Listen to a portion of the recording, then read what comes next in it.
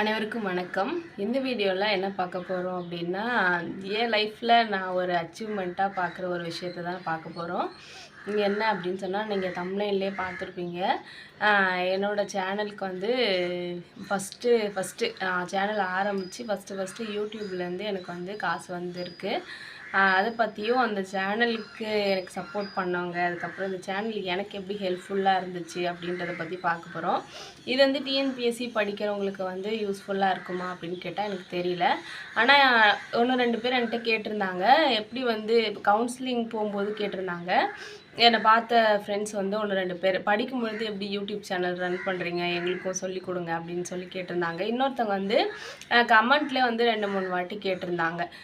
YouTube channel ஆரம்பிக்கிறத பற்றி ஏதாச்சும் சொல்லுங்கள் அப்படின்னு சொல்லி கேட்டிருந்தாங்க. எப்படி ஆரம்பிச்சிங்க அப்படின்லாம் சொல்லி கேட்டிருந்தாங்க. அவங்களுக்காக தான் இந்த வீடியோ வந்து இருக்கும். அதே மாதிரி இந்த சேலரி வச்சு என்னோடய எக்ஸாம் ப்ரிப்ரேஷனுக்கு நான் ஒரு மிகப்பெரிய விஷயமா நான் ஒன்று பண்ணியிருக்கேன். அதை வந்து நான் உங்களுக்கு இந்த வீடியோவில் ஷேர் பண்ணணும் அப்படின்னு இருக்கேன். சரிங்களா? ஃபஸ்ட் விஷயம் என்ன அப்படின்னா, எனக்கு சேனல் ஆரம்பித்தது பார்த்தீங்க அப்படின்னா, என் பையனுக்கு 2 வயசு இருக்கும்போது நான் ஆரம்பித்தேன். ஓகேவா? அது எல்லாமே நான் உங்களுக்கு வந்து ஸ்க்ரீன்ஷாட்டில் வந்து இதில் நான் ஆட் பண்ணுறேன். சேனல் எப்போ ஆரம்பித்தது அப்படின்னு சொல்லிட்டு. அப்படி ஆரம்பிக்கும் பொழுது பார்த்தீங்க அப்படின்னா, நான் சேனல் ஆரம்பிக்கிறதுக்கான மோட்டிவே நான் நிறைய வாட்டி சொல்லியிருப்பேன். நான் ஃபஸ்ட்டு வந்து ஒரு ஒரு எப்படி சொல்கிறது, ஒரு வாடகை வீட்டில் நாங்கள் இருந்தோம். அப்படி இருக்கும் பொழுது என்னோடய ஏஜ் குரூப்லேயே நிறைய பேர் வந்து அங்கே எனக்கு ஃப்ரெண்ட்ஸாக இருந்தாங்க. அவங்க கூட நல்லா ஜாலியாக இருந்துச்சு. அவங்க டிஎன்பிஎஸ்சிக்கு படிக்கிறவங்களும் இருந்தாங்க. அப்புறம் கூட ஃப்ரெண்ட்ஸ் இருப்பாங்க. அவங்க கூட ஜாலியாக இருந்துச்சு. என் பையனை அவங்க எல்லாம் நல்லா பார்த்துக்கிட்டாங்க. அப்படின்னு இருக்கும் பொழுது ஆஃப்டர் கொரோனா வந்து நாங்கள் வீடு ஷிஃப்ட் பண்ணுற மாதிரி இருந்துச்சு. அதனால் நாங்கள் எங்களோட மாமியார் வீட்டுக்கே வந்துட்டோம். வரும்பொழுது பார்த்தீங்க அப்படின்னா, அவங்களாம் கீழே இருந்தாங்க, நாங்கள் வந்து மேலே இருந்தோம். எங்களோட 2 கொழுந்தனார் இருக்கார். அதுக்கப்புறம் எங்கள் மாமியார், மாமனார் எல்லாருமே, எங்கள் ஹஸ்பண்டு எல்லாருமே வேலைக்கு போயிடுவாங்க. யாருமே வீட்டில் இருக்க மாட்டாங்க, வெளில போயிடுவாங்க.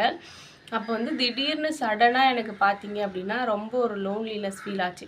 நான் வாடகை வீட்டில் இருக்கும்பொழுது அங்கே இருக்கிற ஃப்ரெண்ட்ஸ்கிட்டே நல்லா பேசினேன் அப்படின்றதுனால என்னோடய காலேஜ் ஃப்ரெண்ட்ஸ்கிட்டலாம் வந்து அந்த அளவுக்கு டச் இல்லாமல் இருந்துட்டேன். திடீர்னு யாருமே இல்லாத மாதிரி இருந்துச்சு. அதே மாதிரி அப்போது அங்கே படிக்கும்போது குரூப் டிஸ்கஷன்லாம் கொஞ்சம் கொஞ்சம் பண்ணுவோம்.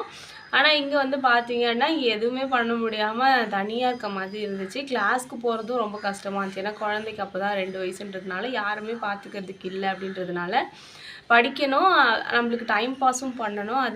அதே விஷயத்தில் வந்து நம்ம வெளியிலையும் போக முடியாது. அப்படின்னும் பொழுது எனக்கு சும்மா தோணுச்சு, இந்த மாதிரி நம்ம யூடியூப் சேனல் ஆரம்பிக்கலாம் அப்படின்னு சொல்லிட்டு. அதுவும் இல்லாமல் நான் வந்து அப்போ முன்னாடி வந்து டியூஷன் எடுத்துகிட்டு இருந்தேன், ஸ்கூல் சின்ன சின்ன பசங்களுக்கு.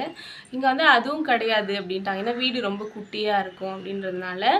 அதே மாதிரி இங்கெல்லாம் டியூஷன் வச்சா யாரும் வந்து ஃபீஸ் கொடுக்க மாட்டாங்க அப்படின்லாம் சொன்னாங்க. அதனால் பெரியவங்க பேச்சை மீறி எதுவும் பண்ணக்கூடாது அப்படின்றதுனால நானும் வேண்டாம் அப்படின்னு சொல்லி விட்டுட்டேன் ஆரம்பத்தில். அப்போ எதுவுமே பண்ணாமல் இருக்கோமே அப்படின்றதுனால டைம் பாஸ்க்காக தான் ஃபஸ்ட்டு இதை ஆரம்பித்தேன். ஆரம்பிக்கும்போது என்னென்னா, நான் வந்து யாருக்காச்சும் சொல்லி கொடுத்தா வந்து எனக்கு கொஞ்சம் நல்லா புரியும், நல்லா படிப்பேன் அப்படின்னு எனக்கு ஒரு நம்பிக்கை. அதனால் நான் என்ன பண்ணேன் அப்படின்னா, சரி யூடியூப் சேனல் ஆரம்பிக்கலாம் அப்படின்னு சொல்லி ஃபோனில் தான் பார்த்தேன் யூடியூப் சேனல் ஆரம்பிக்கிறது எப்படி அப்படின்னு. அதுக்கு வந்து உங்களுக்கு ஒரு மெயில் ஐடி இருந்தாலே போதும். நீங்கள் வந்து ஏதோ ஒரு வீடியோ ஷூட் பண்ணிவிட்டு அதை அப்லோட் பண்ணால் போதும் அப்படின்னு சொல்லிட்டு, அதில் எதுவும் காப்பிரைட் இஷ்யூஸ் வராமல், அதாவது மற்றவங்களோட வீடியோஸ்லேருந்து மியூசிக்கோ அல்லது பாட்டோ டான்ஸோ கிளிப்பிங்ஸோ எதுவுமே இல்லாமல் நீங்கள் வந்து ஓனாக எது போட்டாலும் யூடியூப் வந்து அதில் வந்து பார்த்துட்டு செக் பண்ணிட்டு காப்பிரைட் எதுவும் இல்லை அப்படின்னா அவங்க அப்லோட் பண்ணிவிடுவாங்க அப்படின்றத போட்டிருந்தாங்க. அப்போ வந்து ஃபஸ்ட் டைம் நான் வந்து சும்மா அந்த என்னோடய வீடியோஸ்லாம் 1-2 நான் அப்லோட் பண்ணேன். அப்லோட் பண்ணும்பொழுது போயிட்டு எந்த காப்பிரைட்டும் இல்லை அப்படின்னு சொல்லி சேவ் ஆச்சு. அதுக்கப்புறம் நான் ஃபஸ்ட்டு என்னோடய யூடியூப் சேனல் ஆரம்பிக்கிறத வந்து என் ஹஸ்பண்ட் கிட்ட கூட சொல்லலை. அதுக்கு முன்னாடியே வந்து நான் ஒரு ஆள்கிட்ட சொன்னேன். அவங்க தான் வந்து அருண் அண்ணன். நான் வந்து காலேஜ் படிக்கும்பொழுது வேலை செஞ்ச ஒரு மெடிக்கலோட ஓனர். அவர் தான் வந்து எனக்கு ஃபுல் சப்போர்ட் ஃபஸ்ட்டு பண்ணார். இந்த மாதிரி யூடியூப் சேனல் ஆரம்பிக்கிறேன் அப்படின்னு சொல்லும்பொழுது எதுக்குன்னே தெரியாத அப்படின்னாலும் சூப்பர்மா அப்படி சொல்லிட்டு மோட்டிவேட் பண்ணார். அதுக்கப்புறமா 2வது என்னோடய ஹஸ்பண்ட், அவரும் என்ன பண்ணார் அப்படின்னா, நான் முன்னாடியே சொல்லியிருப்பேன், நிறையா வேறோட சேனல் இது ஃபோனில் போயிட்டு சப்ஸ்கிரைப்லாம் பண்ணியிருக்காரு ஆரம்பத்தில். அதே மாதிரி 1-2 வீடியோஸ்லாம் நான் போடும்போது ஆரம்பத்தில் வந்து பார்ப்பார், பார்த்துட்டு நல்லா இருக்குது அப்படின்னு சொல்லுவார். அதே மாதிரி அருணன் வந்து எல்லா வீடியோஸும் அவங்க வந்து அவங்களுக்கும் படிப்புக்கும் சம்மந்தமே இல்லை. அவங்க மெடிக்கல் ஷாப் ஓனராக இருக்கும்பொழுது நான் எக்ஸாமுக்கு போடுற வீடியோஸ் அந்த அந்த ஃபஸ்ட்டு பார்த்தீங்கன்னா சாளுக்கியர்கள், ஹொய்சாளர்கள் அப்படின்னு தனித்தனியாக பார்ட்டாக எடுத்து படித்து அதை எழுதி போட்டிருந்தேன். அதெல்லாம் பார்க்கும் பொழுது ரொம்ப நல்லா சொல்கிறேம்மா அப்படின்னு சொல்லி என்கரேஜ் பண்ணாங்க. அதே மாதிரி வீடியோஸோட குவாலிட்டி வந்து என்ஹான்ஸ் பண்ணணும், அவனோட வாய்ஸ் வந்து சவுண்டு கம்மியாக இருக்குது, அதை வந்து பாரு அப்படின்ட்டு நிறையா விஷயங்கள் வந்து அவங்க கைட் பண்ணாங்க ஃபஸ்ட் டைம். அதுக்கப்புறம் வந்து பார்த்தீங்கன்னா கொஞ்சம் கொஞ்சமாக வீடியோஸ் வந்து போட்டுட்ருந்தேன்.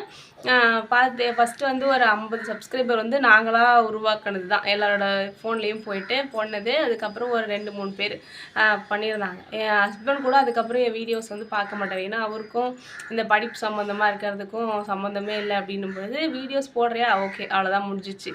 மற்றபடி அந்த வீடியோஸ்லாம் யாரும் பார்க்க மாட்டாங்க. அதுக்கப்புறம் என்ன ஆச்சு அப்படின்னா ஸ்லோவாக ஒருத்தவங்க 2 பேர் அப்படின்னு சொல்லி சப்ஸ்கிரைபர் வந்து அதிகமாகிட்டு வந்துச்சு. நான் ஃபோனை ஒரு வாட்டி திறந்து பார்க்கும்போதும் அந்த ஸ்டூடியோவில் போகும்போது ஏதாச்சும் ஒரு சப்ஸ்கிரைபர் ஒரு நாளைக்கு வந்தாலே வந்து ரொம்ப பெரிய சந்தோஷமாக எனக்கு இருக்கும். ஓகே நம்மளை நம்பி ஒருத்தவங்க வந்திருக்காங்க அப்படின்னு சொல்லிட்டு. அதுக்கப்புறம் பார்த்தீங்கன்னா கொஞ்சம் நாள் கழித்து கமெண்ட்ஸ் கூட வந்துச்சு. 1-2 பேர் வந்து நல்லாயிருக்கு அப்படின்னு சொல்லி வீடியோஸில் வந்து கமெண்ட் பண்ணியிருந்தாங்க. சேனலோட அந்த குவாலிட்டி வந்து நல்லாயிருக்கு அப்படின்ற மாதிரி. அதுக்கப்புறம் வந்து நடுவில் நிறைய டைமில் நான் வீடியோஸ் போட மாட்டேன். ஏன்னா அந்த டைமில் யாராச்சும் வீட்டில் வந்துட்டாங்க அப்படின்னா எனக்கு ஃபோன் எடுக்கவே தோணாது. அந்த டைமில் போட முடியாது. அதே மாதிரி குழந்தைக்கு உடம்பு சரியில்லை, அப்புறம் வந்து 2வது நான் படிக்கணும்னு கிளாஸ்க்கு போகும்போது அந்த டைம்லலாம் சுத்தமாக டைம் இருக்காது. அதனால் அந்த டைமில் வீட்டு வேலை பார்க்க தான் டைம் இருக்கும் அப்படின்னா அதை மட்டும் பார்த்துட்டு விட்டுருவேன். அதுக்கப்புறம் என்ன சொன்னாங்கன்னா நிறைய பேர் வந்து வீடியோஸ்லாம் தொடர்ந்து போட்டுகிட்டே இருக்கணும், வீடியோஸ் நீங்கள் நடுவில் நிறுத்திட்டீங்க அப்படின்னா மறுபடியும் அந்த சேனலையே க்ளோஸ் பண்ணிட்டு அடுத்து வேறு சேனல் தான் ஓப்பன் பண்ணணும். அந்த மாதிரி பெரிய பெரிய சேனல்லே வந்து க்ளோஸ் பண்ணிட்டு மறுபடியும் புது சேனல் ஓப்பன் பண்ணுவாங்க அப்படின்லாம் சொல்லியிருந்தாங்க. ஆனால் நான் வந்து பார்த்தீங்க அப்படின்னா ஃபஸ்ட்டு ஒரு மாதத்தில் ஒரு வீடியோ கூட போட்டிருக்கேன். ஒரு மாதத்துலலாம் ஒரு வீடியோ கூட போடாமையே இருந்திருக்கேன். ஒரு 6-7 மாதத்துக்கு சேனலில் ஒரு வீடியோஸ் கூட போடாமல் கூட இருந்திருக்கேன். ஆனால் வந்து பார்த்தீங்க அப்படின்னா ஒரு 1.5 இயர் கழித்து தான் எனக்கு வந்து 1000 சப்ஸ்கிரைபர் வந்து ரீச் ஆச்சு. 1000 சப்ஸ்கிரைபர் வந்தால் மட்டும் பத்தாது, கூடவே வந்து என்ன பண்ணணும் அப்படின்னா 4000 வாட்ச் ஹவர்ஸ் வந்து ஃபினிஷ் ஆகணும் அப்படின்னு சொல்லியிருந்தாங்க. இப்போது சாதாரணமாக நானே யோசிப்பேன், என்னோடய வீடியோஸை நானே உட்காந்து பார்த்தேன் அப்படின்னா கூட ஒரு 10 நிமிஷத்துக்கு மேலே என்னால் பார்க்க முடியாது. ஓகேவா? அப்படி இருக்கும் பொழுது மற்றவங்க எப்படி பார்ப்பாங்க அப்படின்னு ஒரு இது எனக்கு இருந்துச்சு. அதனால் வாட்ச் ஹவர்ஸ் வர்றது ரொம்ப ரொம்ப லேட் ஆச்சு. அதுக்கப்புறம் லாஸ்ட்டாக வாட்ச் ஹவர்ஸும் வந்ததுக்கப்புறமா நிறைய வெரிஃபிகேஷன்லாம் பண்ணணும்.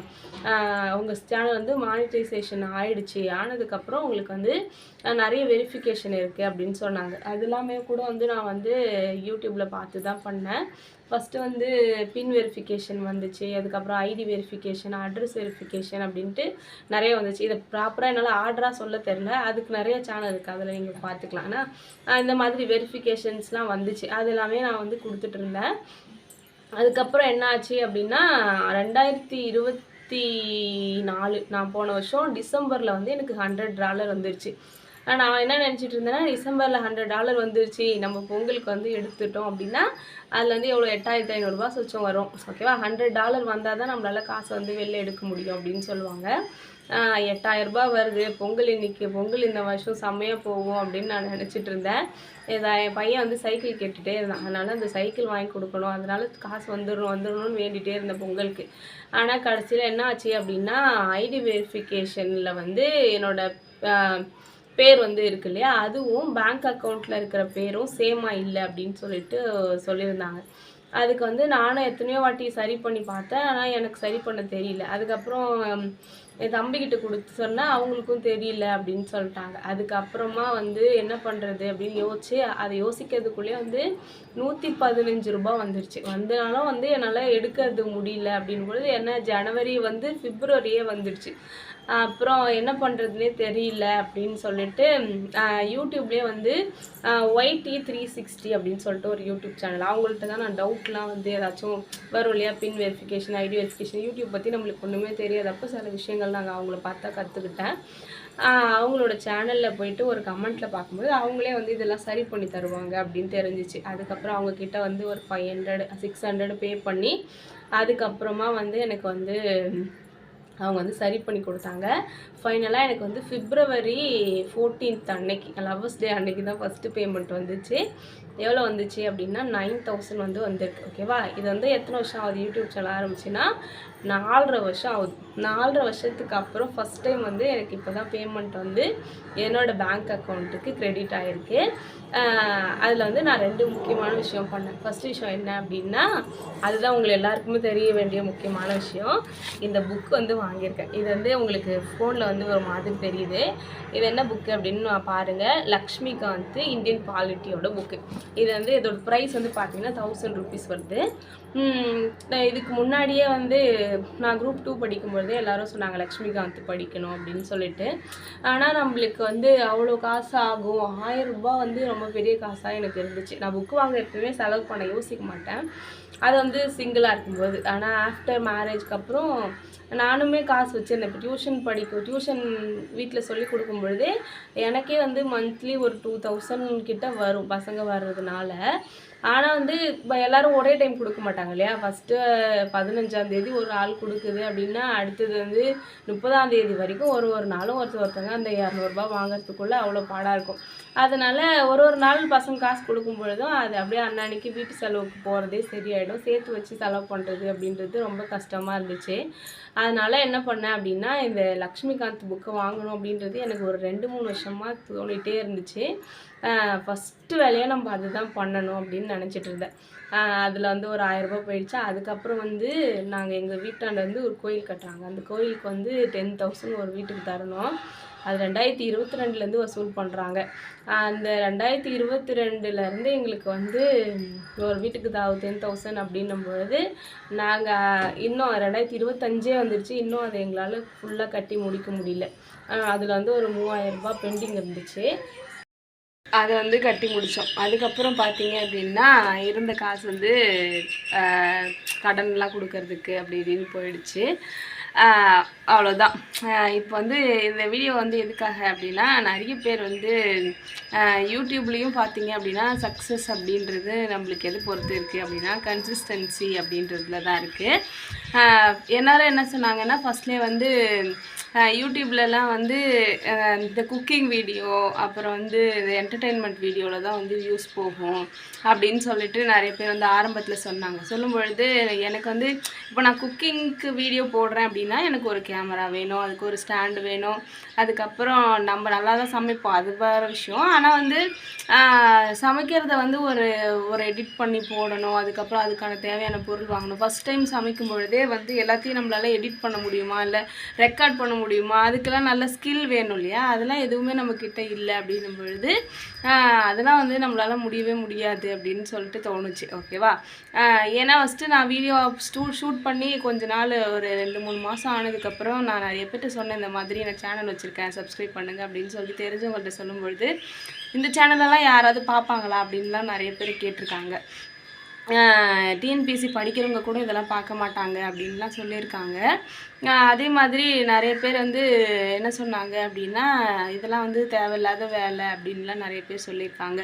நான் வந்து அதே மாதிரி என்ன பண்ணாங்கன்னா, நான் வீட்டில் நடக்கிற விஷயங்கள்லாம் வீடியோ எடுத்து போடு, சும்மா விலாக் மாதிரி போடு, அதுக்கப்புறம் என் பையன் நல்லா திருக்குறள்லாம் சொல்லுவான், நல்லா ஒரு சூப்பராக இருப்பான் அப்படின்னு சொல்லுவான். அவனோட வீடியோஸ்லாம் வந்து நான் ஷேர் பண்ணும்பொழுது அதெல்லாம் வந்து யூடியூப்பில் போட்டால் வியூஸ் நல்லா போகும்ல, நல்லா வரும் காசு வரும் அப்படின்லாம் சொல்லியிருந்தாங்க. அப்போ என் ஹஸ்பண்ட் என்ன சொன்னார் அப்படின்னா, நீ சேனல் ஆரம்பித்ததுக்கான பர்பஸ் என்ன, டிஎன்பிஎஸ்சிக்கு போடணும் அப்படின்னும் பொழுது அவங்கள வந்து நீ டைவர்ட் பண்ணக்கூடாது.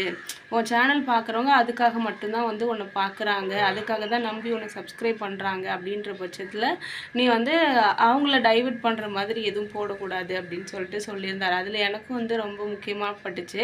இப்போ நான் ஏதாச்சும் ஒரு வீடியோவில் வந்து ரொம்ப ஓவராக பேசிட்டேன் அப்படின்னா, ஃபஸ்ட்டு பேச போகிறேன் அப்படின்னா முன்னாடியே வந்து சொல்லிவிடுவேன். இப்போ இந்த வீடியோவில் கூட நான் உங்களுக்கு சொல்ல, இப்போ டிஎன்பிஎஸ்சி படிக்கிறவங்களுக்கு அந்தளவுக்கு யூஸ்ஃபுல்லாக இருக்குமா அப்படின்றது தெரியல அப்படின்னும் பொழுது முன்னாடியே நம்ம சொல்லிட்டோம் அப்படின்னா எக்ஸாமுக்கு படிக்கிறவங்க அதை அந்த இந்த டைமை வந்து யூஸ் பண்ணிப்பா தேவையில்லாமல் பார்க்க மாட்டாங்க அப்படின்னு எனக்கு தோணுச்சு. ஓகேவா? இதில் நான் என்ன சொல்ல வரேன் அப்படின்னா, நீங்கள் யூடியூப் சேனல் ஆரம்பிக்க போகிறீங்க அப்படின்றது மட்டும் இல்லை, நம்ம லைஃப்பில் ஏதோ ஒரு விஷயத்தை சாதிக்கணும் அப்படின்னு நம்ம நினச்சோம் அப்படின்னா நம்மளுக்கு முக்கியமாக இருக்க வேண்டியது பொறுமை, அதுக்கப்புறம் வந்து விடாமுயற்சி அப்படின்றது தேவை. எப்பயுமே வந்து ஆரம்பத்துலேயே வந்து விட்டுட்டு போகாமல் முடிஞ்ச அளவுக்கு நம்மளோட உழைப்பை வந்து நம்ம கொடுத்துட்டே இருந்தோம் அப்படின்னா கண்டிப்பாக வந்து நல்ல ஒரு இடத்துக்கு நம்மளால் போக முடியும். இப்போ வந்து என் சேனலில் ஃபஸ்ட்டு ஒரு 100 சப்ஸ்கிரைபர் வந்ததுக்கே உண்மையாக நான் ரொம்ப சந்தோஷப்பட்டேன்.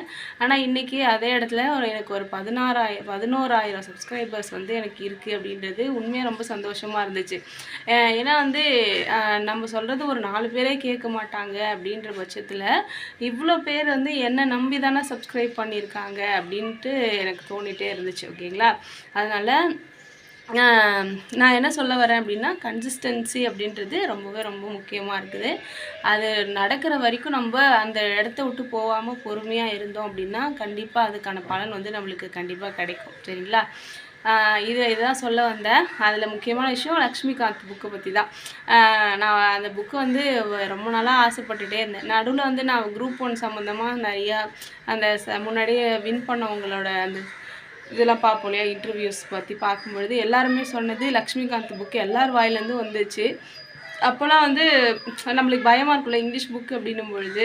ஆனால் இப்போ வாங்கி பார்த்துட்டு நான் ஒரு 2-3 நாள் அதை பார்த்ததுக்கப்புறம் பார்த்தீங்கன்னா உண்மையாலே அந்தளவுக்கு ரொம்ப டஃப்பானதுலாம் இல்லை. உங்களால் அஃபோர்ட் பண்ண முடியும் அப்படின்னா கண்டிப்பாக அந்த புக்கை ஒரு 2 பேரும் சேர்ந்து கூட வாங்கிக்கோங்க. ஃப்ரெண்ட்ஸ் கூட சேர்ந்து வாங்குனீங்க அப்படின்னா. இதுக்கப்புறம் வந்து பாலிட்டியில் வந்து நான் லக்ஷ்மிகாந்த் புக் வந்து ரெஃபர் பண்ணணும் அப்படின்னு இருக்கேன். அதுலேருந்து நோட்ஸ் எடுத்து வீடியோஸ் போடணும் அப்படின்னும் இருக்கேன். சரிங்களா? நான் வந்து இங்கிலீஷில் அதை பார்த்துட்டு தமிழில் அது சம்மந்தமாக நோட்ஸ் எடுத்து உங்களுக்கு வீடியோஸ் வந்து ரெடி பண்ணணும் அப்படின்னு இருக்கேன். அடுத்து என்னென்னா, இப்போ வந்து குரூப் 1 குரூப் 2 மெயின்ஸ்க்கு வந்து கொஷின் ஆன்சர் வந்து வருது இல்லையா, அதை வந்து எடுத்து வீடியோஸ் வந்து ரெடி பண்ணலாம் அப்படின்னு சொல்லிட்டு இருக்கேன். சரிங்களா? அவ்வளோதான் இந்த வீடியோவில் சொல்ல வந்தது. இது உங்களுக்கு யூஸ்ஃபுல்லாக இருந்திருக்காது கண்டிப்பாக. ஆனால் யூடியூப் ஸ்டார்ட் பண்ணணும் அப்படின்னு நினைக்கிறவங்களுக்கு கண்டிப்பாக இது ஓரளவுக்கு யூஸ்ஃபுல்லாக இருந்திருக்கும். சரிங்களா? நெக்ஸ்ட் வீடியோவில் பார்க்கலாம். தேங்க்யூ.